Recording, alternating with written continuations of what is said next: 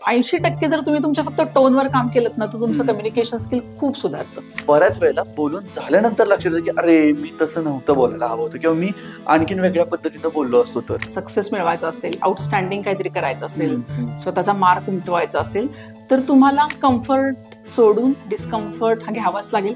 लोक म्हणतात की अरे ती ना खूप डिप्लोमॅटिक आहे, तो खूप डिप्लोमॅटिक आहे. पण का नसावं डिप्लोमॅटिक माणसाने? इंग्लिश बोलता येत नाहीये म्हणून अंडर कॉन्फिडंट वाटतंय, असं काही आहे का? लोक तुम्हाला जेव्हा एक इम्पोज्ड लीडर म्हणून पाहत नाहीत किंवा कोणतंही बॉदरेशन नसताना तुम्हाला फॉलो करतात, तेव्हा ती खरी लिडरशिप असते. कारण आजच्या युगात कन्सिस्टन्सी ही खूप मोठी पॉवर आहे आणि फोकस की जो मोस्ट ऑफ लोकांकडे नाहीये. बेसिकली दोन प्रकारचे लीडर माझ्या पाहण्यात आले. एक म्हणजे त्याला आपण विराट कोहली आणि दुसरा म्हणजे धोनी किंवा रोहित शर्मा. की मी स्वतः लिडरशिपचा विचार करतो त्यावेळी मला प्रश्न पडतो की अरे विराट कोहली सारखं बनायचं का धोनी सारखं बनायचं. नमस्कार मंडळी, मॅड स्पिरिट टॉक्स वरच्या आपल्या नव्या पॉडकास्टमध्ये तुम्हा सगळ्यांचं खूप खूप स्वागत. मंडळी, नवीन वर्ष सुरू झालंय आणि तुम्हाला सुद्धा आमच्याकडून नवीन वर्षाच्या खूप खूप शुभेच्छा. एक पॉडकास्ट होता गेल्या वर्षी आपण केलेला, ज्याला तुम्ही 1 लाखापेक्षा जास्त व्ह्यूज देऊन आम्हाला खूप चांगला प्रतिसाद दिला आणि म्हणूनच नवीन वर्षाचा पहिला पॉडकास्ट आम्ही पुन्हा एकदा soft skill trainer Gauri Gurav madam यांच्यासोबत घेऊन आलेलो आहोत. तर मॅडम, तुमचा पॉडकास्टमध्ये खूप खूप स्वागत. थँक्यू. येस मॅडम, आपल्या पॉडकास्टला सुरुवात करताना मला पुन्हा थोडंसं पाठीमागच्या पॉडकास्टमध्ये जायचंय की आपण सॉफ्ट स्किल किंवा स्किल्स म्हणतो की तुम्हाला एकमेकांसोबत डील करण्यासाठी किंवा माणूस म्हणून जगत असताना काही स्किल्स असणं आवश्यक आहे. सो या स्किल्सची तुम्ही व्याख्या काय करता? स्किल्स आपण ज्याला म्हणतो की आपल्याला एखादं काम करायचं असतं किंवा एखादी असाइनमेंट करायची असते किंवा कोणतीही गोष्ट अगदी घरगुती असो दो किंवा तुमच्या व्यावसायिक स्तरावरती असो, ती करताना काही गोष्टी तुम्हाला येणं अपेक्षित असतं, काही गोष्टी तुम्हाला समजलेल्या असणं, काही गोष्टी तुम्हाला उमजलेल्या असणं खूप गरजेचं असतं. आणि या जेव्हा तुम्ही समजता त्या तुम्ही स्वतःमध्ये डेव्हलप करता किंवा स्वतःमध्ये आणता, जाणीवपूर्वक शिकायचा प्रयत्न करता, तर या सगळ्या गोष्टींना आपण स्किल म्हणतो, जे एखादं काम तुम्हाला छानरित्या परफॉर्म करायला मदत करतात. मग ह्याच्यामध्ये जसं आपण पाहिलं होतं की हार्ड स्किल आणि सॉफ्ट स्किल हे 2 प्रकार स्किल्सचे आहेत. हार्ड स्किल म्हणजे तुमचं पारंपरिक शिक्षण, टेक्निकल नॉलेज, जे तुम्ही एक शिक्षण म्हणून घेता. आणि त्याच्यानंतर सॉफ्ट स्किल म्हणजे अशा गोष्टी की जे पीपल स्किल आहेत किंवा अशा गोष्टी ज्या इझिली मेजर केल्या जाऊ शकत नाही. तुमचे हार्ड स्किल मेजर करताना तुमच्या सर्टिफिकेट्सवर, मार्कलिस्ट मधून ते मेजर होतात, पण तेवढे इझिली सॉफ्ट स्किल मेजर करता येत नाहीत किंवा केले जात नाहीत. तर ते तुमच्या वागण्यातून, तुमच्या पर्सनॅलिटीतून, तुम्ही एकमेकांशी कसं वागता, बोलता, तुम्ही लोकांना ट्रीट कसं करता, तुम्ही गोष्टीकडे कोणत्या दृष्टिकोनातून पाहता, या सगळ्या ह्याच्यातून ते डिस्प्ले होतात किंवा दिसतात. सो सॉफ्ट स्किल हा मला वाटतं बझवर्ड आहे 21st सेंचुरीचा, स्पेशली प्रायव्हेट सेक्टर आणि आपण म्हणूयात की कॉर्पोरेट वर्ल्डमध्ये तर ह्याच्याशिवाय तुम्ही तग धरू शकत नाही. आणि आता हळूहळू हा थोडासा खाली पेनिट्रेट येत होतोय की सगळीकडेच आपल्याला या गोष्टींची गरज आहे. सो दॅट जे काय आपल्याला करायचंय तुम्ही छान प्रकारे करू शकता आणि त्यातून ऑप्टिमम रिझल्ट जे आहेत, आपल्याला हवे ते रिझल्ट मिळवू शकता. आणि म्हणून आपल्याला सॉफ्ट स्किल असणं, आपण त्यामध्ये स्किलफुल असणं गरजेचं आहे. Yes, exactly. सो मला याच अनुषंगानं आजच्या पॉडकास्टमध्ये काही प्रश्न आहेत की जे कॉमनली वाटतात मला आणि असं मी सुद्धा त्या प्रश्नांना कधीतरी सामोरा गेलो. सो मला असं वाटलं की याची उत्तर मिळाली पाहिजेत की यातून बाहेर कसं पडायचं. आणि त्यातला पहिला प्रश्न होता तो म्हणजे बऱ्याच वेळेला परिस्थिती अशी असते ना की आपण स्किलफुल असतो, आपण टॅलेंटेड असतो आणि अशा वेळी सुद्धा आपण एखाद्या नवीन वातावरणात गेलो किंवा नवीन टेरिटरीमध्ये गेलो तर आपण पूर्ण टॅलेंटेड असतो तरी सुद्धा आपल्याला तिथं परफॉर्म करता येत नाही. तिथं आपला आत्मविश्वास हा थोडासा डळमळीत झालेला असतो किंवा गणलेला असतो. सो तो आत्मविश्वास त्यावेळी का डळमळीत झालेला असतो आणि त्यातून बाहेर पडण्यासाठी त्यावेळी काय केलं पाहिजे? येस, नक्कीच. ही खूप कॉमन गोष्ट आहे आणि खूप ऑब्वियस पण आहे. हे होतच कारण आपल्याला एक फिअर ऑफ अननोन असतो की जी गोष्ट आपल्याला माहित नाही त्या गोष्टीबाबत आपल्याला भीती वाटत राहते. म्हणजे आपण अगदी साधं उदाहरण घेऊया की आपण 8-10 वर्षाचे असताना जेव्हा सायकल शिकायला जातो तेव्हा पहिल्यांदा ती सायकलवर दोन्ही पॅन्डलिंग करताना पहिल्यांदा जेवढं धडधडतं तेवढं 3ऱ्या-4थ्या दिवशी नाही धडधडत. मग भलेही आपल्याला खूप छान सायकल येत नसते, मध्येच पाय टेकावा लागतो किंवा कोणीतरी मागून सीट धरलेली असते, किंवा तुम्ही स्विमिंग शिकायला जा त्यावेळेला पण असंच असतं की पहिल्यांदा पाण्यात उडी मारताना जी भीती वाटते ती मग 3ऱ्या-4थ्या दिवशी वाटत नाही. कारण तुम्ही त्या सराउंडिंगशी, त्या ऍटमॉस्फिअरशी थोडेसे युज टू झालेला असता. तुम्हाला अंदाज आलेला असतो की काय केल्यावर काय होतं आणि मी गोष्टी कशाने केल्यावरती, कशा प्रकारे केल्यावरती या गोष्टी छान प्रकारे होतील. सो हा जो फिअर ऑफ अननोन आहे हा प्रत्येक वेळी असतोच आणि तो खूप नॅचरल आहे. मग आपण काय करू शकतो यासाठी, तर ज्या ठिकाणी आपल्याला जायचंय किंवा जिथं परफॉर्म करायचंय त्या ठिकाणी पहिल्यांदा हे बघायला हवं की मी त्या सराउंडिंगची पूर्ण माहिती घेतली आहे का, हा. आणि मी त्याची आपण म्हणतो ना काइंड ऑफ रेकी केली आहे का, काय होणार आहे तिथं गोष्टी माझ्यासोबत, मी काय करणं अपेक्षित आहे, कोणकोणत्या गोष्टी तिथं असू शकतात की ज्याला मी जास्त घाबरू शकतो किंवा काही गोष्टी मी इझिली करू शकतो. हे सगळं जेव्हा तुम्ही आधी स्वतःशी चेक करता, स्वतःला समजावून सांगता, तेव्हा मग हा फिअर ऑफ अननोन थोडासा कमी होतो. ओके. आता आपण जे म्हणतो की कुठलीही गोष्ट असू देत, आपल्याला कोणत्याही गोष्टीची माहिती घेण्यासाठी नॉट नेसेसरी की तुम्ही एखाद्या पर्सनलाच कन्सल्ट कराल. आपल्याकडे सगळ्यात जास्त आता जे युजफुल टूल जे आहे ते इंटरनेट, की आपल्या फिंगर टिपवर जगातली सगळी माहिती उपलब्ध आहे. बरोबर. Just you are about to type and you get everything. म्हणजेच इन्फॉर्मेशन आर्बिट्राज जो आहे तो पूर्णपणे गेलेला आहे. कुठलंही ज्ञान, कुठलंही नॉलेज, कुठली स्ट्रीम आता अनटच नाहीये. म्हणजे तुम्ही जर शोधलत की स्पेस शटल कसं बिल्ड करायचं, तर ती माहिती सुद्धा उपलब्ध आहे. बरोबर. जस्ट तुम्ही ते कसं घेताय आणि कसं करताय हे तुमच्यावर आहे. सो ती माहिती घेणं आणि सराउंडिंग अंडरस्टँड करणं, इन्फॉर्मेटिव्ह राहणं स्वतः, ती माहिती गेन करणं, त्याचा योग्य उपयोग करणं, त्याच्यावर प्रोसेस करणं की मी काय गोष्टी कशाने केल्यावरती ह्या गोष्टी जास्त छान होतील, हे जेव्हा तुम्ही समजत जाता तेव्हा मग हा थोडा फिअर ऑफ अननोन कमी होतो. मग थोडीशी प्रॅक्टिस करू शकता तुम्ही किंवा त्या क्षेत्रातल्या काही लोकांशी बोलू शकता, बरोबर. त्या गोष्टी करणाऱ्या लोकांचे व्हिडिओज बघू शकता. मग हे तुम्हाला लक्षात येतं की अरे हा असं केल्याने या व्यक्तीला याबाबत दाद मिळतीये किंवा हा हे लोक ऍप्रिशिएट करतात, मग मी केलं तर मलाही ऍप्रिशिएट केलं जाईल याबाबत. सो हे तुम्हाला थोडंसं सिनॅरिओ लक्षात येतो आणि मग तुम्ही कम्फर्टेबल होत जाता त्या सिच्युएशन सोबत. मग हळूहळू त्याच्यामध्ये तुम्ही आपण म्हणतो ना की प्रो होत जाता, बरोबर. जमायला लागतात तुम्हाला गोष्टी. सो बेसिकली आपल्याला होमवर्क करायचंय कुठल्याही नवीन Exactly, ठिकाणी जात असताना exactly. की मी माझी तयारी पूर्ण करून जातो. राईट राईट आणि त्यावेळी समोर लोक म्हणजे मे बी व्हिज्युअलायझेशन जे आपण करतो त्याचा इथे इम्पॅक्ट होत असावा की राईट आपण आधीच डोळ्यासमोर बघतोय की मी हे आहे, हे असं असं करतोय एक्झॅक्टली आणि आपण त्याला तयार होतो. बरोबर. दुसरी एक गोष्ट आहे ती म्हणजे बऱ्याचदा आपण म्हणतो की तुम्ही काय बोलताय आणि ते कसं बोलताय हे खूप मॅटर करतं. आणि हे आपल्या बऱ्याच वेळेला बोलून झाल्यानंतर लक्षात येतं की अरे मी तसं नव्हतं बोलायला हवं होतं किंवा मी आणखीन वेगळ्या पद्धतीनं बोललो असतो तर. सो हे वेळ गेल्यानंतर जे कळतं ना की आपण त्याला आपल्याकडे फटाकडे तोंड म्हणतो की बाबा ह्याचं तोंड फाटकच आहे किंवा गटारच आहे, तर ते काबूमध्ये आणायचं असेल किंवा त्याच्यावरती आपल्याला वर्क करायचं असेल तर त्याच्यासाठी काय टिप्स आहेत? येस, बऱ्याचदा असं होतं की कम्युनिकेशन स्किलचा हा एक महत्वाचा पार्ट आहे की खूप अग्रेसिव्हली बोललं जातं, समोरच्याचा विचार केला जात नाही बोलताना, बरोबर. खूप फटकन काही गोष्टी बोलल्या जातात. त्याच्यासाठी मला वाटतं जाणीवपूर्वक एफर्ट्स घेणं खूप महत्वाचं आहे. आणि सर्वात पहिल्यांदा ना ही गोष्ट ऍक्सेप्ट करणं की मी थोडा जास्त बोलतो, मी ओव्हर करतो. बऱ्याच जणांना असं म्हणायची सवय असते ना की मी खूप स्पष्ट वक्ता आहे, मी ना I just keep my heart out in front of everything, मी सगळं जे असेल ते मनात पटकन येईल ते बोलून टाकतो, मी खूप स्वच्छ मनाचं आहे. बट नॉट नेसेसरी की ह्या गोष्टी तुमच्यासाठी गुड फेथ मध्ये काम करतील. कारण बऱ्याचदा असं होतं की आपण बाहेरच्या जगातल्या लोकांशी चांगला असतो आणि कधी घरातल्या लोकांबरोबर आपलं जे खरं रूप असतं किंवा आपण म्हणतो ना व्हेरी रॉ जे रूप असतं, डिरेक्ट रूप असतं, ते आपण डिस्प्ले करतो, हवं ते बोलतो, वाटेल ते बोलतो. पण हवं ते बोलणं किंवा वाटेल ते बोलणं ही पॉवर नाहीये किंवा हे खूप आपण म्हणतो ना मिरवण्याची गोष्ट नाहीये. कारण तुम्ही लोकांना हर्ट करत जाता, तुम्ही दुखावता लोकांना, समोरच्या माणसाला तुम्ही पुट डाऊन करायचा प्रयत्न करता आणि त्यांना प्राप्त काहीच चांगल्या गोष्टी होत नाहीत. फक्त तुम्हाला फील गुड वाटतं की तुम्हाला पॉवरफुल वाटतं की मी ना मला हवं तसं करून दाखवलं, I am living the life my way, असं आपल्याला वाटतं. पण तुमच्या रिलेशनवर याचा इफेक्ट होतो, रिलेशन खराब होतात.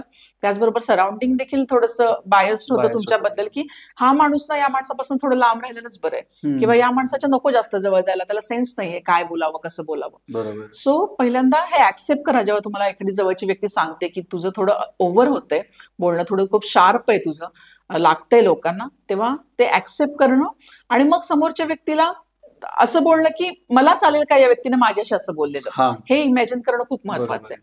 आपण मागे पाहिलं होतं की लोकांना असं वाटतं ना की मला लोकांनी असं ट्रीट करावं जसं मला आवडतं तसं, म्हणजे मला असं आवडतं तर लोकांनी मला असंच ट्रीट करावं. पण या सोबतच पुढचा एक रूल आहे की treat people as they want to be treated. त्यांना कसं ट्रीट केलं जायला हवं ते पण तुम्ही समजून घेणं गरजेचं आहे. फक्त माझंच चालेल आणि मला हवं तसंच मी इतरांशी वागणारे, लोकांशी वागणारे, ह्या मेंटॅलिटी सोबत तुम्ही खूप दूर नाही जाऊ शकत. किंवा तुम्ही चांगली टीम बिल्ड करायची असेल, तुम्हाला एक लाइकेबल पर्सन म्हणून स्वतःला एस्टॅब्लिश करायचं असेल, तर तुम्ही मग यासोबत खूप नाही जाऊ शकत. लोक तुम्हाला कट करू लागतात, अवॉइड करू लागतात किंवा मिनिमम इंटरॅक्शन तुमच्यावर ठेवतात. फॅमिली म्हणाल तर मग त्यांना इलाज नसतो, त्यांना कुठे जाता येत नाही, सो मग ते पण वैतागलेल्या त्या ह्याच्यामध्येच तुमच्याशी इंटरॅक्ट करतात, किंवा जितक्या वेळ मग तुम्ही घराबाहेर राहील त्यांना छान वाटत असतं बरोबर की आहे. तुम्ही घराबाहेर आहे तेच छान आहे, जितके कमी घरात राहाल तेवढं छान. सो मग ह्याच्यामध्ये काहीच अर्थ नाहीये. तो तुम्ही पर्सनल ट्युनिंग करताय ना प्रोफेशनल ग्रोथ कडे तुम्ही जाताय. सो ह्याच्यावर फोकस करणं मला वाटतं जास्त गरजेचं आहे. आणि आय गेस आता भविष्यात किंवा आत्ताच्या काळामध्ये सुद्धा पुढे जाताना आपले ह्युमन रिलेशन्स कसे आहेत त्याच्यावरून आपली ग्रोथ किती होणार आहे हे ठरणार आहे. त्यामुळे या छोट्या छोट्या गोष्टी आहेत की त्यांच्याकडे आपण लक्ष दिलं पाहिजे. Yes yes. एकच छोटीशी आपण एका वाक्यात जर सांगायचं म्हटलं ना, तर 80% जर तुम्ही तुमच्या फक्त टोनवर काम केलं ना, तर तुमचं कम्युनिकेशन स्किल खूप सुधारतं. ओके. टोन आपल्या लोकांना खूप लागतो, कोणालाही इन जनरली.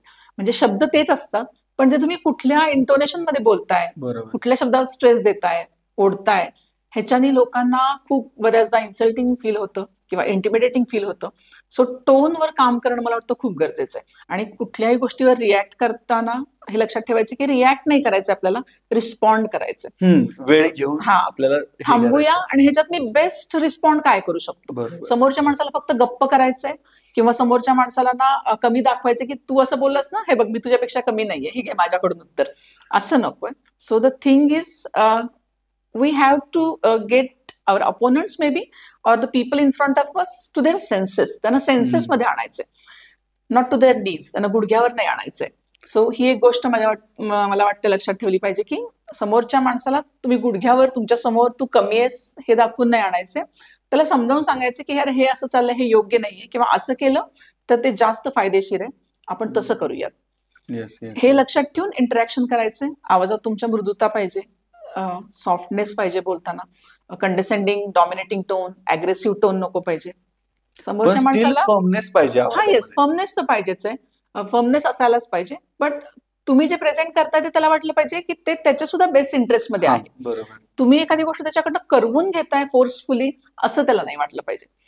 तुम्हाला मध्ये बोलण्याचं सेटिंग अरेंजमेंट अशा केल्या पाहिजेत की त्याला वाटलं पाहिजे अरे हा, हे मी करू शकतो, इझी आहे. हा काही व्यक्ती मला काम नाही सांगत आहे किंवा मला कुठली गोष्ट करण्यासाठी डॉमिनेट नाही करत बरोबर आहे. बरोबर. तो मला रिक्वेस्ट करतोय, सजेस्ट करतोय, अरे करशील का, करून देशील का, किंवा हे केलंस असं केलं तर बरं होईल, किंवा चला आपण हे मिळून करूयात का, तू कर, तू आणून दे, किंवा तू या गोष्टी कर, हे तुझं काम आहे यापेक्षा. सो तुम्ही कसं प्लेस करता वर्ड्स, कसे वीव करता तुमच्या त्या टोन मध्ये, हे खूप मॅटर करतं. ह्युमन रिलेशन सुद्धा डिप्लोमसी आहे डेफिनेटली आहेच. डिप्लोमसी सगळीकडे डिप्लोमॅटिकलीच ट्रीट केली गेली पाहिजे. केलंच पाहिजे. मला वाटतं हा पण एक बऱ्याचदा हे होतं की लोक म्हणतात की अरे ती ना खूप डिप्लोमॅटिक आहे, तो खूप डिप्लोमॅटिक आहे. पण का नसावं डिप्लोमॅटिक माणसाने? असायलाच हवं, कारण तुम्ही डिप्लोमसीमध्ये काय करता, तुम्हाला जे हवंय त्याची धार कमी करता, बरोबर. ते समोरच्या माणसाला बाणासारखं लागू नये ह्याचा प्रयत्न करता. सो डिप्लोमॅटिक असणं हे वाईट नाहीये. आपल्याला असं वाटतं ना की एखादी गोष्ट जितकी डायरेक्ट बोलली जाईल, जितकी स्पष्ट सांगितली जाईल, तितकी ती खरी आहे का? पण नॉट नेसेसरी. तेच काम तुम्ही थोडे गोड करू शब्दामध्ये शकतो. आणि त्या माणसाला थोडंसं आपण म्हणतो ना राईट वे मध्ये मॅनिप्युलेट करून सुद्धा त्याच्याकडून ते करून घेऊ शकता. सो बिईंग डिप्लोमॅटिक हे काही आपण म्हणतो ना दूषण बिलकुल नाहीये. म्हणजे तुम्हाला कळतं समोरचा माणूस इम्पॉर्टंट आहे, त्याच्या भावना इम्पॉर्टंट आहे, त्या जपल्या पाहिजेत. बरं, काम तर मला माझं करून घ्यायचंय आणि मला हे सिनॅरिओ पण म्हणजे या व्यक्तीलाही जपायचे मला आणि याही व्यक्तीला जपायचे, बरोबर. दोन्ही माझ्यासाठी मॅटर करतात. मी पड्डीशी कटत्रोट करून ह्याला फुली करतेय आणि तू बरोबर आहेस तुझ्यासोबत, असं नाहीये. कारण तो वादविवाद हा तात्पुरता आहे, बरोबर. हा एक 8-10 दिवसांनी 15 दिवसांनी डिझॉल्व्ह होईल. पण मला कुठलाही माणूस नाही तोडायचा आहे ना, हा मला तोडायचा आहे ना तो तोडायचा आहे. सो कुणालाही डिप्लोमॅटिक जेव्हा तुम्ही म्हणता ना, तो ऍक्च्युली कॉम्प्लिमेंट आहे की he has manage the thing, की रिलेशनला तो महत्व देतो बरोबर. आणि गोष्टी किंवा इतर जे आउटपुट आहेत त्याच्याकडे तो फार कमी प्रमाणात महत्व देऊन बघतो. सो हे दूषण नक्कीच नाहीये. We have to be diplomatic yes definitely. Yes. आणि ह्युमन रिलेशन्स मध्ये आणखीन एक पुढची महत्वाची गोष्ट आहे जी आपण म्हणतो की मी आहे असंच आहे. येस येस, तुला माझ्यासोबत राहायचं असेल तर तू ऍडजस्ट कर. बरोबर. आणि म्हणजे मी मध्यंतरी एक आर माधवांचा पण व्हिडिओ बघत होतो, तर त्यात तो म्हणला की जुन्या काळी लग्न लवकर का व्हायची, तर जेवढं वय कमी तेवढं ऍडजस्टमेंट करण्याची कपॅसिटी आणि कपॅबिलिटी जास्त होती. Yes, जसं वय yes. वाढत जातं येस, तस तसं तो एक रिजिड होतात रिजिडनेस येत माणसं. जातो. राईट, सो आणि आपण म्हणतो की मी आहे असंच राहील, समोरच्यानं चेंज करावं. एक्झॅक्टली. ज्यावेळी आपण असं म्हणतोय त्यावेळी समोरच्या व्यक्तीवरती त्याचा परिणाम काय होतो? ओके. बऱ्याचदा असं होतं ना की मला ज्या गोष्टी हव्यात त्या मला मिळाव्यात, बरोबर. किंवा समोरच्या व्यक्तीने मला जे हवं ते सगळं द्यावं. आपण एन्टायटल फील करतो, मला हवं ते मिळालं पाहिजे. म्हणजे हे फक्त मोठ्या लोकांच्या बाबतीत नाहीये, लहान मुलांच्या बाबतीत पण आहे हे, किंवा सर्व एज ग्रुपमध्ये आहे. इथे इमोशनल इंटेलिजन्सची थोडीशी कमतरता असते, की रिलेशन मधनं मला जे हवं ते मला मिळावं, मी कोणाला काही द्यायला बांधील नाहीये. सो ही अंडरस्टँडिंग सगळ्यात पहिल्यांदा करणं गरजेचं आहे. कारण कोणत्याही रिलेशनमध्ये किंवा जिथं दोन माणसं एकत्र येतात, ह्युमन इंटरॅक्शन येतं, तेव्हा दोघांच्याही एकमेकांकडनं अपेक्षा असतात. बरोबर. आपण कितीही नाही म्हटलं की आय एम सेल्फ डिपेंडंट आहे ना, मी फायनान्शियली कोणावर आता अवलंबून आहे, किंवा मला हेल्प करायला हेल्पर्स आहेत खूप सारे, या सगळ्या गोष्टी मी मॅनेज करू शकते, स्टील आपल्याला छान वाटतं जेव्हा समोरची व्यक्ती आपल्याला हवी असलेली गोष्ट आपल्यासाठी करते तेव्हा. हे ह्युमन नेचर आहे. सो रिलेशन याच गोष्टींवर टिकून आहेत ना, की आता आपण पाहतो की विवाह बंधनात ही जी खूप इंडिपेंडन्स जो आलेला आहे, की मला कुणाची गरज कशासाठी नाहीये, त्यामुळेच हे टिकून राहणं कमी होत चाललंय. कारण प्रत्येक जण म्हणतो छोटीशी काही गोष्ट झाली तरी मला तुझी गरज नाही, तू निघून जाऊ शकतोस. पण असं करत राहील तर मग तुम्ही कोणासोबतच टिकू नाही शकणार, मग तुम्हाला कुणाचीच गरज नाहीये. पण रिलेशनचा अभ्यास करताना तुम्हाला काही वेळा 2 स्टेप मागे यावं लागतं, कधी कधी दुसऱ्यासाठी 4 स्टेप पुढे देखील जावं लागतं. कधी कधी स्वतःला न आवडणाऱ्या गोष्टी देखील समोरच्या माणसाला एक हेल्प होते म्हणून कराव्या लागतात, किंवा स्वतःला थोडंसं मोल्ड करावं लागतं. सो हे कॉम्प्रोमाइज नाहीये, ही ऍडजस्टमेंट आहे. आणि जेवढी तुम्ही ही कराल तेवढे तुम्ही रिलेशन जास्त बिल्डअप कराल. आणि त्याचबरोबर तुमच्या सभोवतालचं जो सर्कल आहे, तुमचं रिलेशनचं सर्कल, ते एक हॅपी, आणि आपल्याला जसं म्हणतो ना की मला जी क्वालिटी ऑफ लाईफ हवी आहे ती तुम्हाला द्यायला हे मदत करतं. कारण अल्टिमेटली असं असतं की तुमचं डे टू डे लाईफचं क्वालिटी काय आहे आणि प्लस तुमच्या रिलेशनची क्वालिटी काय आहे, ह्याच्यावर तुमचा रिअल हॅपीनेस डिपेंड करतो असं म्हटलं जातं. म्हणजे definitely money is the prominent matter, आणि बऱ्याचशी सुख सुविधा तुम्हाला खरेदी करायला पैसा मदत करतो, त्यामुळे त्याच्याकडे आपण दुर्लक्ष नाही करू शकत. But the next thing is तुमचं डेली रुटीन किती छान आहे, आणि तुम्ही ते एन्जॉय करताय का कोणीतरी फोर्स केल्यासारखं, तुम्ही जुंपल्यासारखं त्या कामाला जाताय. आणि दुसरी गोष्ट, तुमचे क्लोज निट सर्कल आहे, त्यासोबत तुमचे रिलेशन जे आहेत, तुमची फॅमिली असू देत किंवा तुमचे फ्रेंड्स असू देत, त्यांच्यासोबतचं रिलेशन तुम्ही एन्जॉय करताय का, ही तुमच्या रिअल हॅपीनेसचं पॅरामीटर आहे असं समजलं जातं. मग हे जर तुम्हाला सक्सेसफुल करायचं असेल तर फक्त तुम्ही गारणं नाही करू शकत ना, तू मला हे दे, तुम्ही मला ते द्या, आणि मी फक्त गोळा करतो आणि मग मी हॅपी. नो, मग तुमच्यासोबत कोणीच टिकणार नाहीये. तुम्हाला पण काही द्यावं लागेल, शेवटी बाटर. Yes, exactly. मग ते कोणत्याही फॉर्म मध्ये असू शकतं. सो नॉट नेसेसरी की मी ज्या फॉर्म मध्ये देते त्याच फॉर्म मध्ये तुम्ही रिटर्न करा, नॉट नेसेसरी. कोणत्याही फॉर्म मध्ये असू शकतं, बट यू हॅव टू, तुम्हाला द्यावंच लागतं. आय गेस इथं ऍडजस्टमेंट हा शब्द घेतो ना आपण, आणि ऍडजस्ट करावं लागतं म्हणल्यानंतर त्याच्याकडे बघण्याची आपली दृष्टी ही निगेटिव्ह आहे. सो आता तुम्ही बोलत असताना माझ्या डोक्यात आलं की ज्यावेळी मी ऍडजस्ट करतोय एखाद्या सिच्युएशनला, त्यावेळी मी स्वतःला रिइन्व्हेंट करतोय ना नवीन गोष्टीसाठी. सो मे बी मी स्वतःला रिइन्व्हेंट करतोय असं सुद्धा आपण विचार करू शकतो. हा नुकताच आलेला थॉट आहे, याच्याबद्दल आपण विचार करू शकतो. आणि ह्युमन रिलेशन मध्ये आणखीन एक गोष्ट मला वाटते, ती म्हणजे मला नेहमी समोरच्यानं त्याच्यामध्ये बदल करणं सोपं वाटतं. अरे तुला काय अवघड आहे, तू ही गोष्ट कर ना. पण ती गोष्ट जर मी करायची वेळ आली तर मला अवघड वाटते. अशा वेळी काय करायचं? इथे पण पुन्हा तोच भाग आहे की एकूण बिग पिक्चर जेव्हा तुम्ही बघायला शिकता, किंवा तुम्ही गोष्टी दुसऱ्याच्या अँगल मधनं बघायला शिकता, तेव्हा तुम्हाला लक्षात येते की अरे हे कसं वाटतंय, किंवा हे कसं केलं जातं. साधी गोष्ट असते, आपल्याला एखादं कोणीतरी काहीतरी वस्तू मागतं, म्हणजे त्याला बोरो करायची असते, आणि काहीतरी कॉस्टली तो गोष्ट असते किंवा ती वस्तू असते, आणि आपल्याला असं असतं की आपणला ती द्यायची नसते किंवा आपण ती देऊ शकत नसतो. तेव्हा आपण म्हणतो की मी नाही देऊ शकत, पण समोरचा माणूस ऑफेंड होतो, तो ते ऍज अ इन्सल्ट घेतो, राईट, की अरे त्याने मला ना त्याची ही गोष्ट दिली नाही, ओके, तो विसरला पूर्वीच्या गोष्टी, किंवा तो माझा मित्र नाहीये, ऑल दिस थिंग्स. पण सेम टाइम तुम्ही जर असा विचार केला की त्या जागी जर मी असतो आणि ती जर महागडी वस्तू त्यांनी मला मागितली असते तर मी दिली असती का पटकन तितक्या? सो हा पण विचार करा. बऱ्याचदा उत्तर हे नाहीच असतं, मीही नसतीच दिली. पण आपण फक्त असतो ना की त्याच्यावर लगेच दोषारोप करून मोकळे होतो. हा, काही लोक देतील सुद्धा देखील, असं नाहीये की प्रत्येक जण देणार नाही असंही नाहीये, काही लोक नक्कीच देतील, पण मोस्ट ऑफ द टाइम असं होतं की आपणही सेमच रिॲक्शन देणार असतो. सो तुम्हाला कोणी काही ओ करत नाही, कोणी तुमचं काही देणं लागत नाही, हा पहिल्यांदा एक तुम्ही पॅराडाइम सेट केला पाहिजे की प्रत्येकाने मला प्रत्येकाला द्यावं गोष्ट, ह्यासाठी ते बांधील नाहीयेत. ओके, दिलं एखादी गोष्ट ती त्यांची कर्टसी आहे, सौजन्य आहे दिली तर. ओके, दिलं तर वेल अँड गुड, नाही ठीक आहे मी दुसरीकडून घ्यायचा प्रयत्न करतो. पण तिथं जर तुम्ही होस्टाईल व्हायला गेलात, त्यांच्याशी दुश्मनी तुम्हाला आता दिलं नाहीस, तर आता बघूया माझी जेव्हा वेळ येईल तेव्हा मी काय करू शकतो, तर हे चुकीचं वागणं आहे. सो हे दोन्ही सिनेरियोतनं समजून घेणं, आणि प्रत्येक व्यक्तीला असं वाटतं की समोरच्याने माझ्यासाठी बदलावं, मी काही करणार नाही. तर हा पूर्णपणे चुकीचा एक आपण म्हणतो अप्रोच आहे. तुम्हाला देखील करावं लागेल, कारण मग अगदी जवळची ब्लड रिलेशन मधलेच लोक, तुमचे आई वडील किंवा फार फार तर कधीतरी भाऊ बहीण तुमच्यासाठी आपण म्हणतो ना थोडंसं एक्सटेंड होऊन काही गोष्टी करतील, पण बाहेर कुणीच तुमच्यासाठी एक गोष्ट देखील करणार नाही. येस, कारण तुम्ही जर काही देत नाहीये, बरोबर, if you are not bringing anything to there table, why would they, ते का देतील मग तुम्हाला? सो हे गिव्ह अँड टेक वरच चालतं. आणि ह्याचं सगळ्यात मोठं उदाहरण आपल्याला आता पाहायला मिळतं की सिंगल चाइल्ड जी आहेत मुलं, त्यांना कुठली गोष्ट शेअर करायची सवय नसते किंवा द्यायची, ऑफर करायची सवय नसते. सगळं आहे ते जे माझंच आहे, म्हणजे कितीही असतं तरी ते एक खेळणं किंवा एखादं स्वीट सुद्धा छोटंसं शेअर करायला तयार नसतं. आणि मग तीच सवय त्यांना पुढे जाऊन बऱ्याचदा असं होतं की त्रासदायक ठरते. नॉट एव्हरी सिंगल चाइल्ड, पण हे प्रमाण खूप जास्त आहे की 90 to 95% सिंगल चाइल्ड जे आहेत, त्यांना सिबलिंग्स नाही आहेत, त्यांच्यामध्ये हा जो दोष आहे हा खूप मोठ्या प्रमाणात दिसून येतो. सो लहानपणापासूनच दुसऱ्यासाठी सुद्धा करणं महत्वाचं आहे. तुम्ही ते देणं लागता, केलं पाहिजे, तर उद्या तुमच्यासाठी कोणी काही करेल हे स्वतः समजणं आणि लहान मुलांना देखील समजावणं खूप गरजेचं आहे. आणि दिस इज लाईफ, म्हणजे तुम्ही हे करून काही कोणावर उपकार नाही करत आहात.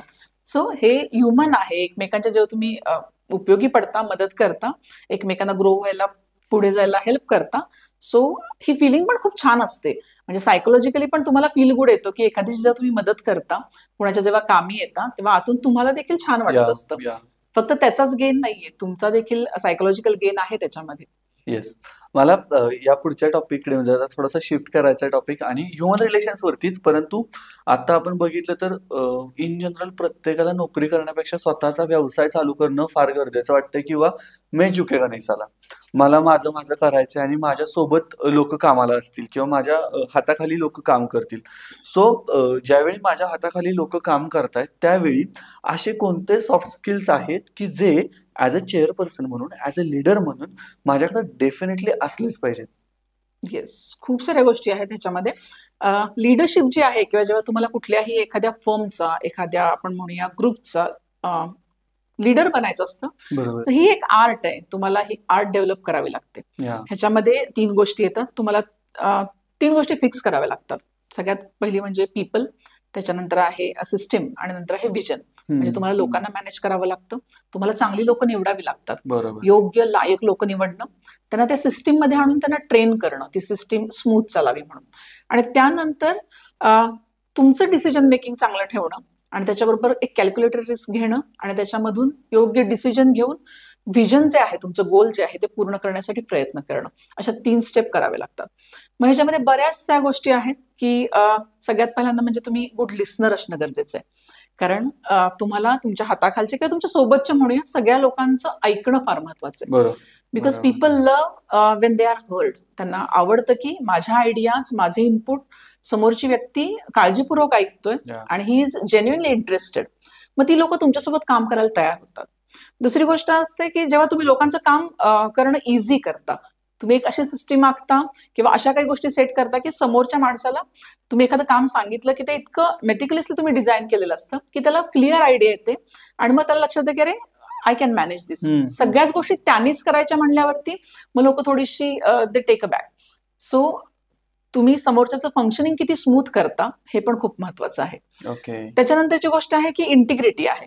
Integrity is doing the right things even when no one is watching. म्हणजे अशा गोष्टी करत राहणं की जेव्हा तुम्हाला कोणी पाहत देखील नाहीये, फक्त लोकांसमोर किंवा एक म्हणतो ना अप्रिसिएशन मिळवण्यासाठी तुम्ही गोष्टी नाही करत, तुम्ही त्या गोष्टी कायम करत राहता, त्या तुमच्या पर्सनॅलिटीतून झळकतात. आत्ताच आपण जे लेटेस्ट एक उदाहरण पाहिलं ते की चेस स्टार जो आहे गुकेश, त्यांनी ती मॅच संपल्यानंतर त्याचा जो चेस बोर्ड आहे तो पुन्हा सेट केला. तो ही वॉज क्राईंग, त्याच्या ते इमोशन ओव्हरवेल्म झाल्या होत्या, बट ही डिडंट स्टॉप. त्याने ते सगळं सेट करूनच मग तो उठला. ऍक्च्युली कुणीच त्याला म्हटलं नसतं की अरे तू खेळलायस ना, तो चेसबोर्ड सेट कर आणि मगच उठ. ते मॅटर पण झालं येस, मॅटर पण केलं या नसतं, पण या त्याला ती जी सवय लागली होती की माझी जबाबदारी आहे, मी या चेसबोर्ड सोबत खेळलो आणि आज मी जगज्जेता झालो, सो ते पुन्हा सेट करणं, this is my responsibility, this is called integrity. So ही जी गोष्ट ही तुम्हाला स्वतःमध्ये रुजवावी लागेल. आणि इथे इमोशन्स पण नाही येऊन द्यायचे आपल्याला. येस येस, इमोशन देखील खूप ओव्हर पॉवर नाही करायचे, समोरच्या माणसाला समजणं गरजेचं आहे. त्याचबरोबर तुम्हाला तुमचे इमोशन मॅनेज करायचे, कारण गोष्टी प्रत्येक वेळेला अपडाऊन असणार आहेत, सगळं काही तुम्हाला हवं तसं स्मूथ नाही होणार आहे.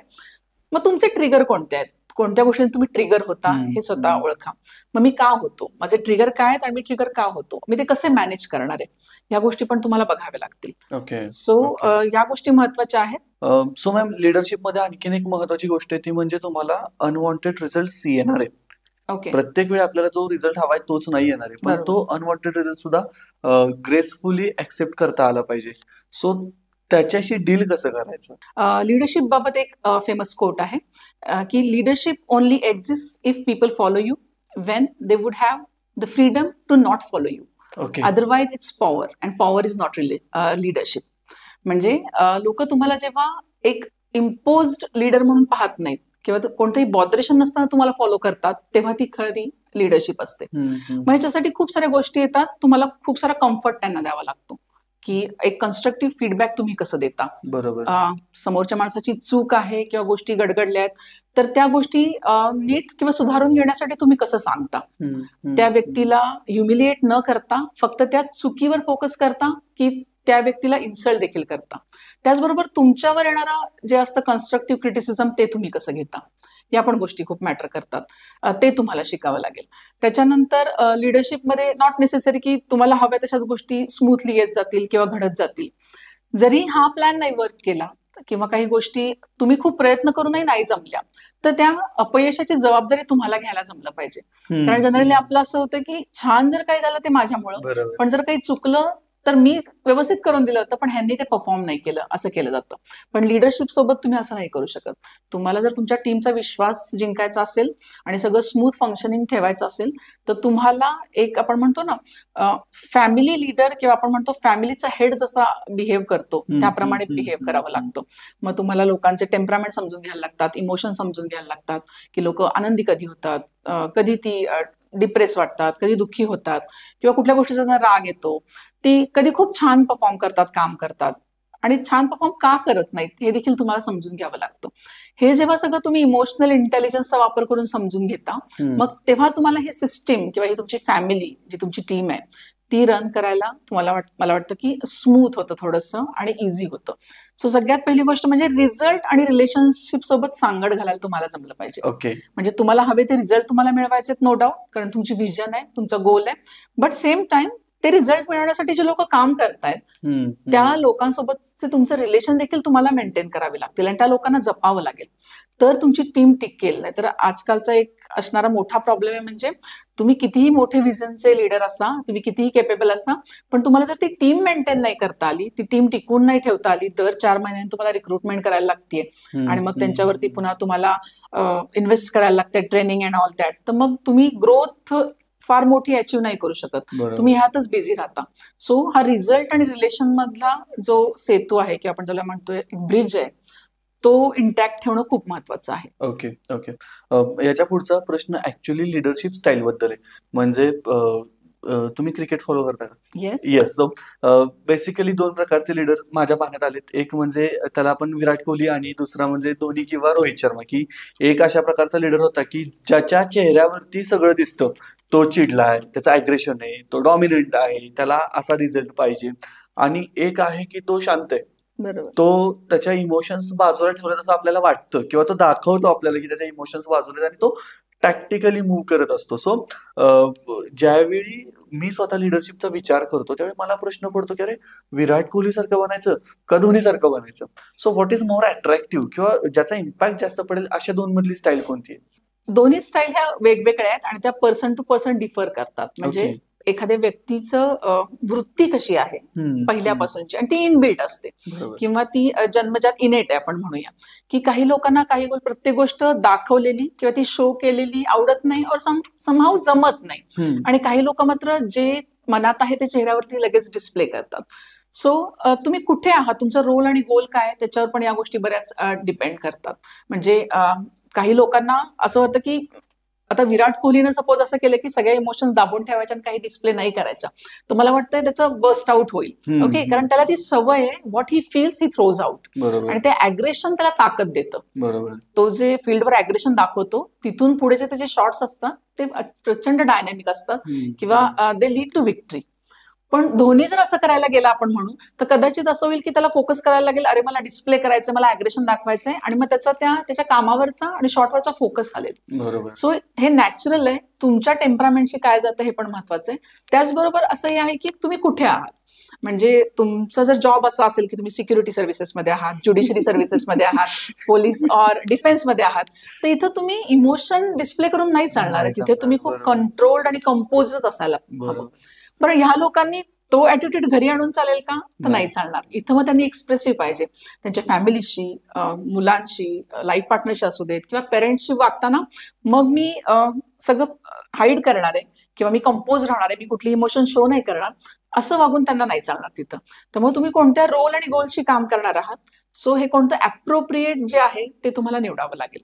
त्याचा जो गोल्डन मीन आहे तो शोधणं, तो महत्वाचं आहे मला वाटतं. माझ्यासाठी काय चांगलं आहे एक्झॅक्ट, आणि जिथे मी जास्तीत जास्त खरं राहण्याची शक्यता आहे. येस. Okay okay.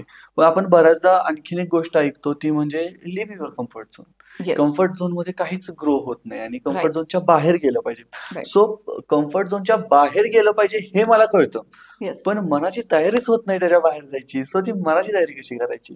हे खूप सुंदर कोट आहे की मंजिलें मिलेंगी भटक कर ही सही, गुमराह तो वो है जो घर से निकले ही नहीं. सो कम्फर्ट झोन, तुम्हाला जर काही रिमार्केबल काही करायचं असेल लाईफमध्ये, सक्सेस मिळवायचा असेल, आउटस्टँडिंग काहीतरी करायचं असेल, स्वतःचा मार्क उमटवायचा असेल, तर तुम्हाला कम्फर्ट सोडून डिस्कम्फर्ट हा घ्यावाच लागेल किंवा अनकम्फर्टेबल व्हावंच लागेल. त्याला कुठलाही दुसरा ऑप्शनच नाहीये.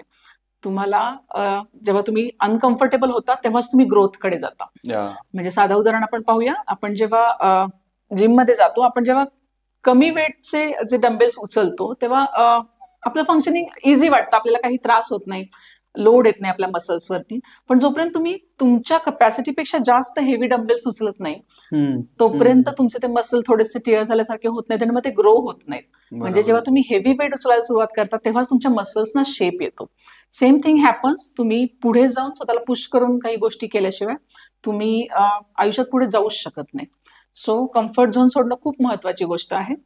आपण ऐकतो की कम्फर्ट झोन सोडा म्हणजे नक्की काय करायचंय, तर ज्या गोष्टी तुम्हाला भीती दाखवतात किंवा ज्या गोष्टी करायला तुम्ही पटकन धजावत नाही, ऑफकोर्स चांगल्या गोष्टी, तर त्या करताना आपल्याला असं वाटतं की अरे मला जमणार नाही, माझ्याच्याने होणार नाही, किंवा हे करायलाच पाहिजे का, खूप डिस्कम्फर्ट होईल, त्रास होणार आहे मला, माझं सगळं शेड्यूल बिघडेल, या भीतीने आपण ते करायचं टाळतो. कारण एक जडत्वाचा जो नियम आहे न्यूटनचा, गतीचा पहिला नियम, की ठेविले अनंत तैसेची राहावेत, छान चाललंय ना, कशाला एवढी तकतक मी केली पाहिजे. पण मग तुमचं स्टार्टिंग आणि एंडिंग पॉईंट तोच असतो. जिथून तुम्ही सुरुवात केलीत ना लाईफची, एंड तुमचा तिथंच आहे. तुम्ही काहीच क्रिएट नाही केलेलं, काहीच अचीव्ह नाही केलेलं, आणि एक्सप्लोर पण डेफिनेटली तुम्ही नाही करू शकत. सो कम्फर्ट झोन हा तुम्हाला सोडावाच लागेल. मग कम्फर्ट झोन मध्ये प्रत्येकाला कम्फर्टच असतो का, तर नाही, फिअर पण असतो.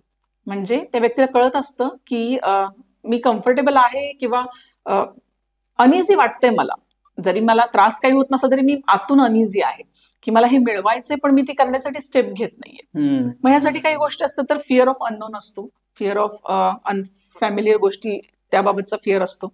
त्याच्यानंतर फिअर ऑफ फेल्युअर पण असतो, की मी अयशस्वी होईल, मग चार कडीचे लोक मला हसतील, काय म्हणतील, अरे ह्याला जमलं नाही, हा फसलं सगळं ह्याचं, किंवा पुअर शो होईल माझा. तेव्हा आपल्याला असं सांगायचं की आपण एक स्वतःवरती ना स्पॉटलाइट इफेक्ट घेऊन जगत असतो प्रत्येक माणूस. म्हणजे त्याला असं वाटत असतं की या जगातला एक मेन कॅरेक्टर पैकी किंवा मेन कॅरेक्टर मीच आहे आणि सगळ्यांचं ना लक्ष फक्त माझ्याकडे. म्हणजे आपल्या डोक्यावर जसा थिएटर्स मध्ये स्पॉटलाइट असतो तसा आपल्या डोक्यावर तो स्पॉटलाइट आहे, असा तो फील घेऊन आपण जगत असतो. आणि आपल्या सभोवतीची माणसं कंटिन्युअसली आपल्याला ऑब्झर्व करतायत, आपल्याबद्दल रिमार्क करतायत, आपल्याबद्दलच बोलतायत, असं आपल्याला विनाकारण वाटत असतं. सो हा जो एक विचार आहे ना, तो जेवढा तुम्ही लवकर बाजूला कराल तितकं मग तुम्हाला कम्फर्ट झोन सोडायला मदत करेल. बरोबर. म्हणजे विनाकारण तुमची प्रत्येक गोष्ट तुमच्या इमेजशी जोडू नका जेव्हा तुम्ही गोष्टी ट्राय करताय. हे आजकाल यंगस्टर सोबत जास्त होते की त्यांना असं वाटतं की माझी इमेज खराब होईल, मी हे करायला गेलो आणि फेल्युअर ठरलो तर माझ्या इमेजला धक्का पोहोचेल. पण आता तुमच्या इमेजला काही व्हॅल्यू नाहीये. You are in learning stage. Image कधी होते जेव्हा तुम्ही काहीतरी क्रिएट करता आणि मोठं काहीतरी करता, ती इमेज बिल्डिंग असते. सो आता विनाकारणच्या इमेज बिल्डिंगच्या ह्याच्यामध्ये मला वाटतं अडकून नाही पडायला पाहिजे. आणि हा जो स्पॉटलाइट इफेक्ट आहे ह्याच्याबाबत जर सांगायचं झालं तर खरं तर कोणालाच कोणाचं काही पडलेलं नसतं. म्हणजे फॉर फ्रॅक्शन ऑफ सेकंड्स किंवा काही वेळासाठी लोक तुमच्याबद्दल म्हणतात अरे हा पडला का, ह्याला जमलं नाही का, ठीक आहे. पण दुसऱ्या दिवशी ते विसरून जातात. कारण त्यांना वाटत असतं सगळे लोक माझ्याकडे बघतात, म्हणजे ते त्यांचा स्पॉटलाइट इफेक्ट घेऊन जगत असतात. सो प्रत्येक जण आपापल्या स्पॉटलाइट इफेक्ट सोबत जगतोय. सो कोण काय म्हणेल आणि कोण मला काय नाव ठेवेल ह्याच्यासाठी मी ती गोष्ट ट्राय पण नाही करणार किंवा मी प्रयत्न नाही करणार. जर तुम्ही करत असाल तर तुम्हीच तुमच्या प्रगतीतले सगळ्यात मोठे अडसर आहात. सो हे सोडायला हवं. आणि दुसरी एक गोष्ट असते म्हणजे अशा गोष्टीची भीती वाटते की एखादी गोष्ट खूप मोठी आहे, मला होणार नाही, तर मग त्यासाठी तुम्ही chunk block and tackle he method वापरू शकता. म्हणजे एखादं मोठं काम आहे की जसं आपण आता म्हणलं की फिजिक बिल्ड करायची मला, तर तुम्ही असं म्हणलात की मी एक आठवड्यात एवढं काहीतरी करेन की माझी फिजिक बिल्ड होईल, तर असं होणार नाहीये. मग तुम्ही छोटे छोटे त्याच्यामध्ये गोष्टी करा की मी डाएटवर फोकस करेन, मी मिस नाही करणार जिम, अगदी मला रोज 1 तास नाही करायला जमलं तरी जी काही 20-25 मिनिटं मिळतील ती मी करून टाकेन आणि त्याच्यातून रिझल्ट गेन करण्याचा प्रयत्न करेल. सो छोटे छोटे स्टेप जेव्हा तुम्ही कन्सिस्टंटली करता तेव्हा ते रिझल्ट देतात. एकदम एखाद्या गोष्टीच्या आवेगात यायचं, महिनाभर खूप छान करायचं आणि तो महिना झाला की सगळं पुस होतं किंवा ते सोडून दिलं जातं, मग या गोष्टींचा उपयोग नसतो. कारण आजच्या युगात कन्सिस्टन्सी ही खूप मोठी पॉवर आहे आणि फोकस की जो मोस्ट ऑफ लोकांकडे नाहीये. मोस्ट ऑफ म्हणूया की बहुतांश लोकांकडेच नाहीये. कारण प्रत्येक जण बिझी आहे वेगवेगळ्या अशा गोष्टीमध्ये ज्या अनप्रोडक्टिव्ह आहेत. जसं की सोशल मीडिया आहे की एव्हरेज एका प्रत्येक माणसाचं असं मानलं जातं की 2.5 तास एक एव्हरेज माणूस सोशल मीडियावरती आहे. मग तो वेळ जर तुम्ही तुमच्या ग्रोथसाठी दिलात तर तो किती तुम्हाला आयुष्यात पुढे घेऊन जाऊ शकतो. आणि मग तुम्हाला नुसतं लोकांच्या छान गोष्टी बघायच्यात का त्या स्वतः पण बिल्ड करायच्यात की त्या लोकांनी पाहाव्यात, हे तुम्ही ठरवायचंय. आणि कधी कधी कम्फर्ट झोन आपल्याला खूप जास्त इझी पण वाटतं ना. त्यात सगळ्या गोष्टी होतात चाललंय, तर कशाला कष्ट घ्या. कशाची जर तोशिषच नसेल तुम्हाला किंवा तुमच्यामध्ये ते म्हणतात ना एक किलर इन्स्टिंक्ट असतो माणसामध्ये, हे ना हे मी बघितलंय, माहित नव्हतं मला, बट मला हे आवडलं आणि मला हे करायचं, मी करणार आहे, मग उद्यापासून मी ह्याच्या मागेच आहे, काय ह्याचा बेस आहे, हे मी कसं करू शकते, ह्याच्यासाठी बेस्ट मी कोण मेंटर घेऊ शकते का, ह्याच्यासाठी आणखीन कसं छान ह्यांनी केलं ह्याच्यापेक्षा बेस्ट मी काय करू शकते. हा जर तुमच्यात इन्स्टिंक्ट असेल ना तर मग तुम्ही काही अचीव्ह करू शकता. हे आपण मला वाटतंय या चित्रपटात पाहिलंय 12th पास. त्या मुलाला जेव्हा या सिव्हिल सर्व्हिसेस बाबत कळतं ते ऍक्सिडेंटली कळतं आणि तो असा असतो की अच्छा हे असं काही असतं का, म्हणजे असं झालं तर मी असं मोठा ऑफिसर बनू शकतो का. पण त्याच्यानंतर जो तो पाथ निवडतो आणि जे एफर्ट्स घेतो आणि म्हणजे म्हणतो ना की कोणत्याही परिस्थितीत सोडायला तयार होत नाही तो आणि प्रचंड मेहनत घेऊन तो शेवटी तिथपर्यंत जातो. तर हे त्याचं सगळ्यात मोठं उदाहरण आहे की स्वयंप्रेरणा जी असते, सेल्फ मोटिवेशन, तुम्हाला रोज बाहेरून नाही मिळणार आहे मोटिवेशन.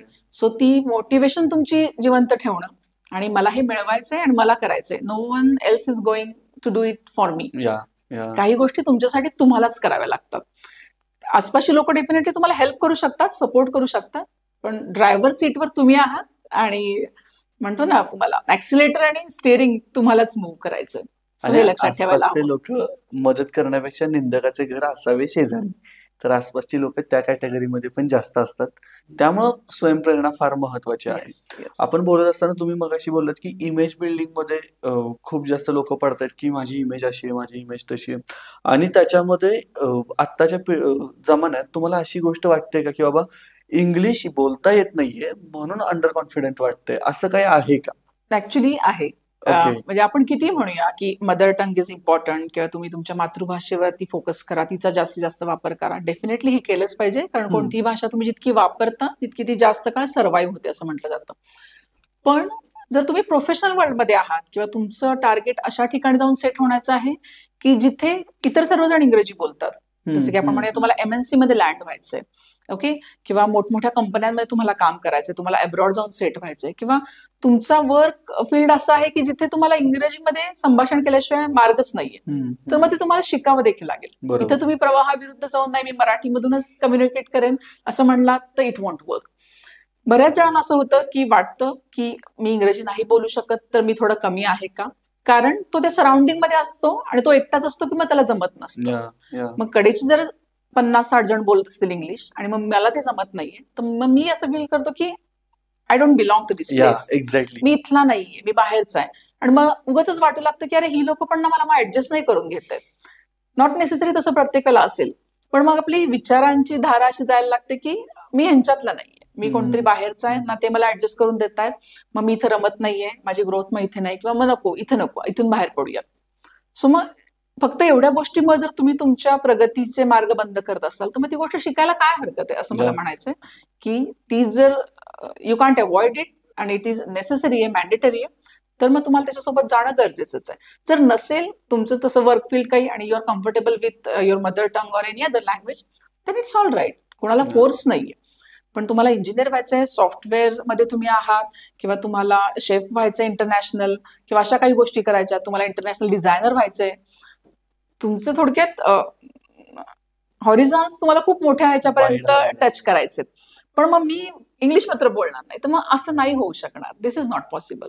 म्हणजे स्वतःच्या प्रगतीच्या मध्ये स्वतः तुम्हीच येताय. एक्झॅक्टली. आणि इथं लढण्यात काहीच प्रॉब्लेम नसतो किंवा विरोधाला विरोध करण्यात काहीच अर्थ नसतं, कारण तुमच्या टर्म्सवर जग चालणार नाहीच आहे. So better you go with the flow. आणि आपल्या आता हा पॉडकास्टचा शेवटचा प्रश्न आहे या पॉडकास्टचा, की आताच्या जमान्यामध्ये सर्व्हाइव्ह करण्यासाठी असे कोणते सॉफ्ट स्किल्स आहेत की जे आवश्यक आहेत, म्हणजे ज्याला आपण असं म्हणू की highly rated but under valued आहेत, असे कोणते सॉफ्ट स्किल्स आहेत? सर्वात महत्वाचं जर म्हणाल तर या युगातलं सॉफ्ट स्किल जे आहे की ज्याच्यावर सर्वांनी फोकस करायला पाहिजे ते म्हणजे टाइम मॅनेजमेंट. कारण सगळ्यांना सगळं करायचंय, खूप साऱ्या गोष्टी करायच्या आहेत, इतका सगळा एक्सपोजर आहे, प्रत्येकाला काहीतरी करायचंय, करिअरमध्ये करायचंय, हेल्थमध्ये करायचं आहे, इतर काही गोष्टी फायनान्समध्ये करायचं आहे, ग्रोथ हवी आहे, बट समहाऊ आपलं जे टाइम मॅनेजमेंट आहे ना ते त्याच्याशी अलाइन होत नाहीये. सो ते अलाइन करणं ही ज्याला आर्ट जमेल तो विनर ठरणार आहे. कारण जेव्हा तुमचं टाइम मॅनेजमेंट व्यवस्थित असतं तेव्हा तुम्ही सगळ्याच एरियामध्ये फ्लरिश करता. मग तुमची हेल्थ, करिअर, फिजिकल मेंटल दोन्ही हेल्थ असू देत, रिलेशनशिप असू देत, तुमची पर्सनल ग्रोथ असू देत. सो टाइम मॅनेजमेंटवर फोकस करणं खूप गरजेचं आहे. तुमचा टाइम तुम्ही प्रॉडक्टिव्ह गोष्टींसाठी वापरता का, आणि तुम्हाला हवे ते रिझल्ट तुम्ही प्रत्यक्षात आणण्यासाठी त्याचा उपयोग करता का, ह्याचं मधनं रिव्ह्यू पण करणं गरजेचं आहे. नेक्स्ट थिंग जे आहे ती की तुम्हाला निगोसिएशन स्किल्स जे आहेत किंवा पर्स्युएटिंग जे असतं, आपण जे म्हणतो की पर्स्युएशन करायचंय, मग हे अगदी तुम्ही ना एखाद्या भाजीवाल्याकडे भाजी घेताना पण तुम्हाला लागतं की नाही मला एवढ्याचे कांदे बटाटे एवढ्याला दे, किंवा नाही ती कोथिंबीरची भेंडी मला फ्री दे, पासून ते अगदी तुम्हाला सॅलरी निगोसिएशन पर्यंत हे लागतं की तुम्हाला हव्या त्या सॅलरी स्लॉटमध्ये तुम्ही स्वतःला कसं प्लेस करू शकता, इथंपर्यंत लागणार आहेत. थोडक्यात लोकांना इन्फ्लुएन्स करायचं आणि लोकांना तुमच्या गुड कम्युनिकेशन स्किलनी आपलं म्हणणं त्यांच्या गळी उतरवायचं, त्यांना ऑफेंड न करता, किंवा त्यांना ते कुठेतरी हरतायत, मागच्या बॅकफूटला येऊन तुम्ही त्यांना पुश केलंय असं न वाटू देता. म्हणजे दोघांनाही ती विन विन सिच्युएशन वाटली पाहिजे. अशा प्रकारे तुम्ही ते कसं मॅनेज करताय हे एक महत्वाची गोष्ट आहे. आणखीन एक महत्वाचं स्किल आहे ते म्हणजे चेंज मॅनेजमेंट, किंवा ज्याला आपण अडॅप्टेबिलिटी म्हणूया, की सभोवतालच्या परिस्थितीशी तुम्ही किती पटकन जुळून घेता आणि त्या परिस्थितीमध्ये मी बेस्ट काय करू शकतो हे पाहता, हे खूप महत्वाचं आहे. सो हे स्किल असणं खूप गरजेचं आहे. कारण बऱ्याचदा असं होतं की लोक रिजिड असतात की मी असं शिकलोय आणि हे मी असं तयारी केली होती, मला हे आता असंच करायचंय, पण समोरची परिस्थिती बदलली आहे, समोरच्या एक्सपेक्टेशन आणि नीड बदलल्या, तर त्याप्रमाणे तुम्हाला मोल्ड करावं लागेल. इथे जर तुम्ही रिजिड राहिलात तर you will be out of the flow. So ही एक महत्वाची गोष्ट आहे. नेक्स्ट थिंग आहे असर्टिव्हनेस स्वतःमध्ये डेव्हलप करणं, बॅलन्स पर्सनॅलिटी जे आपण म्हणतो, म्हणजे अग्रेसिव्ह पण व्हायचं नाही आणि सबमिसिव्ह पण व्हायचं नाहीये. हा असर्टिव्हनेस स्वतःमध्ये कसा आणता येईल हे पाहावं लागेल, सो दॅट तुम्ही तुम्हाला हवं ते अचीव्ह कराल. Plus you want lose the people around you, assertiveness. Next thing जे आहे की स्वतःला चांगल्या कंपनीमध्ये ठेवणं, हे देखील आता हे सॉफ्ट स्किल्स मध्येच येत आहे. कंपनीमध्ये ठेवणं या अर्थाने की असं नाहीये की तुमचे जुने मित्र तुम्हाला डिस्कार्ड करायचे, नवीन कोणते तरी आणायचे, असं नाहीये. ते तुमचे फ्रेंड्स आहेत, इट्स ओके, पण जर तुम्हाला ग्रो व्हायचं असेल तर तुम्हाला अशा काही लोकांना समोर आयडॉल म्हणून ठेवावं लागेल की जे त्या त्या क्षेत्रामध्ये छान करतायत. म्हणजे मग मे बी फॅमिली रिलेशन असू देत, फायनान्स किंवा करिअर बिझनेस असू देत, त्याच्यानंतर आपण म्हणूया की स्पिरिच्युअलिटी असू देत, फिटनेस किंवा हेल्थ असू देत. तर या क्षेत्रामध्ये तुमच्या आसपासची कोण अशी लोक आहेत की they are doing really good, तर तुम्ही त्यांना रोल मॉडेल म्हणून सेट करून त्यांच्यासोबत तुमचा थोडासा आपण म्हणतो ना रॅपो वाढवून तुम्ही त्या क्षेत्रात आणखीन मी कसं छान करू शकतो हे त्यांच्याकडनं टिप्स घेऊ शकता किंवा त्यांचा इन्फ्लुएन्स आपोआप तुमच्यावर येऊ शकतो. So you are not suppose to lose your old friends, but तुमच्या ग्रोथसाठी जे आवश्यक आहेत किंवा जे नवीन काही आवश्यक आहे ते तुम्ही येऊ दिलं पाहिजे लाईफमध्ये, किंवा ते जाणीवपूर्वक शोधून तुम्ही त्या मार्गाने जायला हवं. की एखादी व्यक्ती हेल्थमध्ये खूपच छान करते आणि मी तेवढी छान नाहीये, तर तुम्ही तिच्याबरोबर राहण्याचा प्रयत्न करा सो दॅट तिचा इन्फ्लुएन्सनी तुम्ही पण त्या क्षेत्रात थोडे रुळा. आणि लास्ट गोष्ट जी आहे ती म्हणजे क्रिटिकल थिंकिंग स्किल आहे, की तुम्ही फक्त कॉपी पेस्ट मध्ये गुड आहात का तुम्हाला तुमचंही काही नॉलेज आहे, ज्ञान आहे आणि तुम्ही येणारी कोणती सिच्युएशन हँडल करू शकता, भले मग तुम्हाला त्याचं फार काही पूर्वज्ञान नसेल तरी सुद्धा. मग यासाठी कोणत्या गोष्टी येतात, तर तुम्हाला त्या गोष्टी संबंधीची माहिती जी आहे ती अगदी क्विकली आपण ज्याला म्हणतो की ती गोळा करावी लागेल, इन्फॉर्मेशन डेटा गोळा करावा लागेल, त्याचं आकलन नीट करावं लागेल, त्याच्यानंतर त्याच्यावर प्रोसेस करावी लागेल व्यवस्थित, तुमच्या अनुभवावर तुमच्या ज्ञानानुसार त्याच्यावर प्रोसेस करावी लागेल. आणि त्याच्यानंतर मग ह्या सगळ्या गोष्टी, हा डेटा माहिती अॅनलाइज करणं, तो व्यवस्थित सेट करणं आणि तो तुमच्यासाठी कसा बेस्ट वर्क करेल असा त्याला तो मांडून त्याच्यातून योग्य ते आउटपुट काढणं, हे सगळं क्रिटिकल थिंकिंग स्किल आहे. मग अगदी छोट्यात छोटी गोष्ट की मी फोन कुठला घ्यायचा तिथपासून ते मी मग कुठल्या ह्याच्यामध्ये पैसे गुंतवायचे इथपर्यंत तुम्हाला क्रिटिकल थिंकिंग उपयोगी पडतं. म्हणजे तुम्ही आत्ताचा सिनॅरिओ तुमच्यासाठी बेस्ट काय आहे, त्याच्याबरोबर त्याचे प्रोज अँड कॉन्स काय आहेत आणि मला काय छान रिझल्ट देईल, मी कसा फायद्यात राहीन, हे फक्त वरवर न पाहता सखोल अभ्यास करून जेव्हा बघता तेव्हा तुमचे क्रिटिकल थिंकिंग स्किल डेव्हलप होतात. आणि हे मला वाटतं 21व्या शतकात आता खूप राहणार आहे, कारण आपल्याला ऑप्शन्स खूप आहेत, आपल्यावर सगळ्या गोष्टींचा भडीमार केला जातो. त्यामुळं आपण बॅफल्ड होतो की आपण एखादी गोष्ट बोलायचा अवकाश आणि आपल्या फोनवर त्या गोष्टीचे ऍड्स यायला लागतात, आपल्याला हॅमर केलं जातं. तर वाहवत न जाणं आणि आपल्या बुद्धीचा सद्सद्विवेक बुद्धीचा वापर करणं, आपल्या रॅशनॅलिटीचा वापर करणं आणि रॅशनल डिसिजन घेणं हे महत्वाचं आहे. सो हे काही स्किल्स आहेत जे तुम्हाला आता आपण म्हणू शकता हे थोडे ऍडव्हान्स लेवलकडे आहेत. बेसिक जे होते आपण पूर्वी पाहिलेले होते, पण आता हे सगळीकडेच येऊ घातलेत किंवा सगळ्यांनाच गरज आहे आणि तुम्ही ह्याच्यापासून स्वतःला अनटच नाही ठेवू शकत. सो आय गेस या पॉडकास्टमध्ये इथेच थांबण्याची वेळ झालेली आहे आणि मॅम तुम्ही आलात, खूप छान पद्धतीने आपण या वेगवेगळ्या गोष्टी डिस्कस केल्या आणि इनपुट्स मिळाले. सो ॲज युजल तुम्ही खूप छान माहिती सांगता आणि मंडळी तुम्हाला हा पॉडकास्ट कसा वाटला असेल आम्हाला जरूर सांगा. नवीन वर्ष सुरू झालंय, सो तुमचे काही संकल्प असतील तर ते कमेंट्समध्ये टाका, म्हणजे आपल्याला पुढच्या वर्षाच्या सुरुवातीला आपल्याला ते बघता येतील की आपण कुठपर्यंत आलो, आपली कंपनी आपण किती चूजफुली निवडली हे आपल्याला बघता येईल. मॅम तुम्ही आलात त्याबद्दल तुमचे खूप खूप आभार. Thank you so much.